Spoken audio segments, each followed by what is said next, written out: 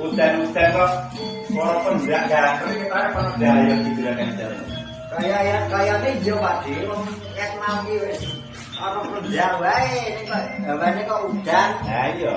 Assalamualaikum. Waalaikumsalam juragane payah karo udan-udan tenan lho. Monggo mriki. Aku tak rasane karo juragane jamur kok swara plenjak gandeng kan kono daya sapa. Gula juragane payah sing teko alhamdulillah piye kabare.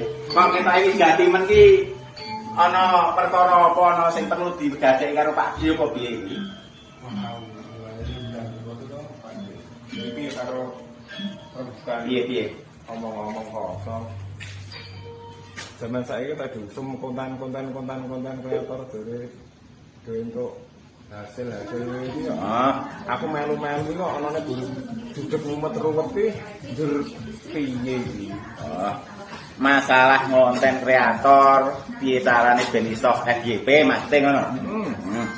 Lah terus ki aku takon sik, wetonmu ki dina apa? Nek ora ana iki ya kemes pae. Kemis pae. Iso.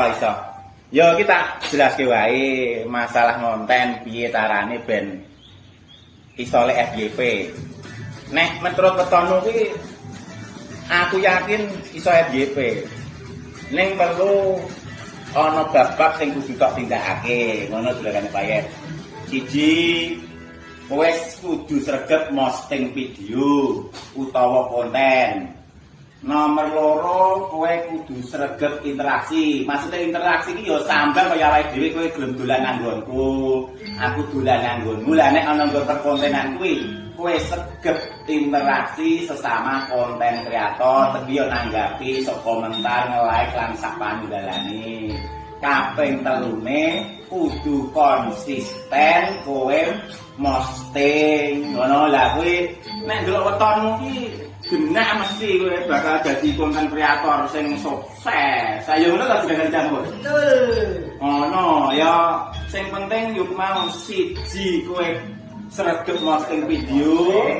Nomor loro sregep sambang. Sambang iki tegese yo nek kowe ngene iki sore-sore dolanan nggonku nek ana nggon masalah perkontenan kowe sregep interaksi.